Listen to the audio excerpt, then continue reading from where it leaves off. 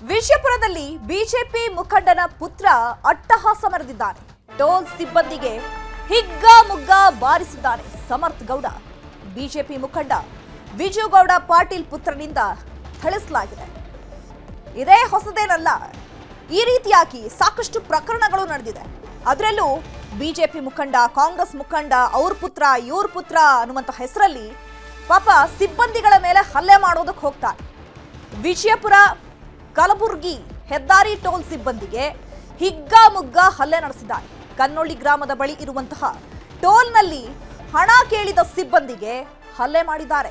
Toll ಹಣ ಕೇಳಿದ್ದಕ್ಕೆ ನಾನು ವಿಜುಗೌಡ ಮಗ ಅಂತ ಸಮರ್ಥ್ ದರ್ಪ ತೋರಿದ್ದಾರೆ. ಯಾವ ವಿಜುಗೌಡ ಅಂತ ಕೇಳಿದಂತಹ ಟೋಲ್ ಸಿಬ್ಬಂದಿಗೆ ಥಳಿಸಲಾಗಿದೆ. ಸಮರ್ಥ್ ಗೌಡ ಹಾಗೂ ಗೆಳೆಯರಿಂದ ಟೋಲ್ ಸಿಬ್ಬಂದಿಗೆ ಥಳಿಸಲಾಗಿದೆ.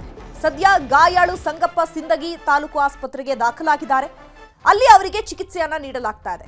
ವಿಜಯಪುರದಿಂದ ಬ್ಲಾಕ್ ಕಲರ್ ಥಾರ್ನಲ್ಲಿ ಸಿಂದಗಿ ಕಡೆ ಹೊರಟಿದ್ದಂತಹ ವಿಜುಗೌಡ ಪುತ್ರ ಸಮರ್ಥ್ ಗೌಡ ಇನ್ನು ಸಂಗಪ್ಪ ಎಂಬ ಸಿಬ್ಬಂದಿಗೆ ಥಳಿಸಿದ್ದಾರೆ. ಅಟ್ಲೀಸ್ಟ್ ಸಿಬ್ಬಂದಿಗೆ ಟೋಲ್ ಕಟ್ಟೋಕ್ ಆಗದೇ ಇರೋ ಅಷ್ಟು ಇವ್ರ ಹತ್ರ ಹಣ ಇಲ್ಲ ಅಥವಾ ಗತಿ ಇಲ್ಲ. ಟೋಲ್ ಸಿಬ್ಬಂದಿ ಅವ್ರ ಕರ್ತವ್ಯ ಅವ್ರು ಮಾಡ್ತಾ ಇದ್ದಾರೆ. ಸೊ ಟೋಲ್ ಕಟ್ಟಿ ಹೋಗಿದ್ದಿದ್ರೆ ಇಷ್ಟೊಂದು ಆಗ್ತಾನೆ ಇರಲಿಲ್ಲ. ವಿಜುಗೌಡ ಮಗ ಅಂದಿದ ತಕ್ಷಣ ಟೋಲ್ನಲ್ಲಿ ಬಿಟ್ಬಿಡ್ಬೇಕಾ? ಹಾಗಿದ್ರೆ ಯಾರ ಮೇಲಾದ್ರೂ ಈ ತರ ದರ್ಪವನ್ನ ಮೆರಿಬೋದಾ? ಹಾಗಿದ್ರೆ ಬಿಜೆಪಿ ಮುಖಂಡನ ಪುತ್ರನ ಅಟ್ಟಹಾಸ, ಆ ಒಂದು ಅಟ್ಟಹಾಸ ಅಲ್ಲಿದ್ದಂತಹ ಸಿಸಿಟಿವಿಯಲ್ಲಿ ಕ್ಯಾಪ್ಚರ್ ಆಗಿದೆ. ಮತ್ತೊಂದ್ ಕಡೆ ಸಮರ್ಥ್ ಗೌಡ ಹಾಗೆ ಅವರ ಗೆಳೆಯರಿಂದ ಹಲ್ಲೆ ನಡೆಸಲಾಗಿದೆ.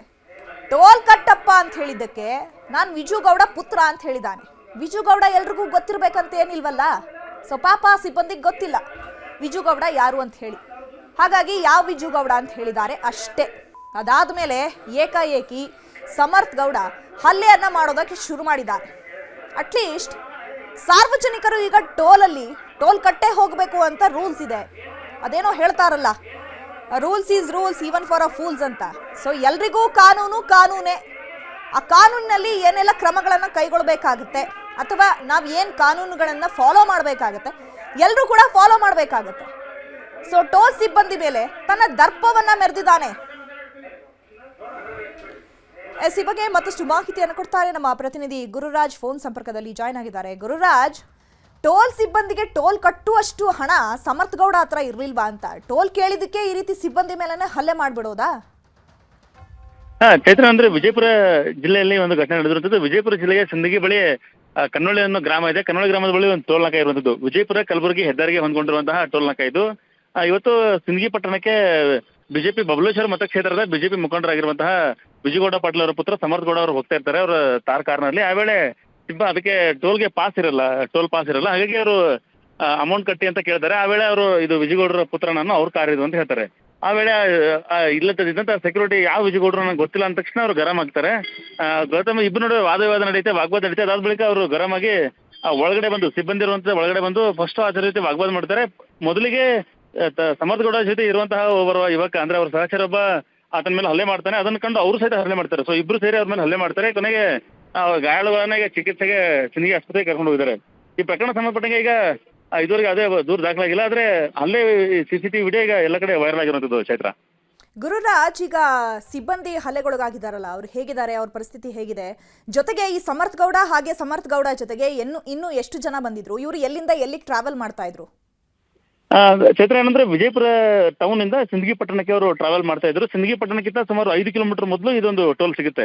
ಕನ್ನೊಳ್ಳಿ ಚಿಕ್ಕ ಸಿಂದಗಿ, ಅದಕ್ಕಿಂತ ಮೊದಲು ಕನ್ನೊಳ್ಳಿ, ಅಲ್ಲಿ ಒಂದು ಟೋಲ್ ಸಿಬ್ಬಂದಿ ಮಾಡಿರುವಂತದ್ದು. ಅಲ್ಲಿ ಘಟನೆ ನಡೆದಿರುವಂತದ್ದು.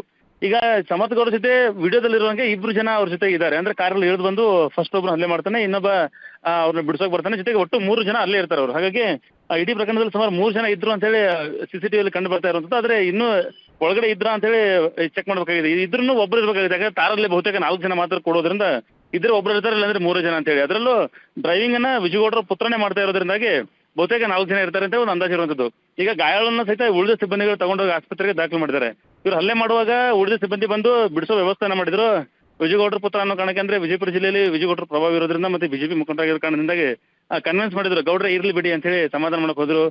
ಟೋಲ್ ಸಿಬ್ಬಂದಿ ಹೊಸದಾಗಿದ್ದಾರೆ, ಅವ್ರಿಗೆ ವಿಜುಗೌಡರು ಯಾರು ಅಂತ ಗೊತ್ತಿಲ್ಲ, ನಾವು ಕನ್ವಿನ್ಸ್ ಮಾಡ್ತೀವಿ ಬಿಡಿ ಅಂತ ಹೇಳಿ ಈ ರೀತಿ ಎಲ್ಲ ಕನ್ವಿನ್ಸ್ ಮಾಡಕ್ ಹೋದ್ರು. ಆದ್ರೆ ಅದು ವಾಗ್ವಾದ ಆಗಿ ಸಿಟ್ಟು ಬಂದು ಅವ್ರು ಹಲ್ಲೆ ಮಾಡಿರುವಂತದ್ದು. Chaitra, okay, thank you Gururaj ತಮ್ಮೆಲ್ಲ ಡೀಟೇಲ್ಸ್ಗೆ.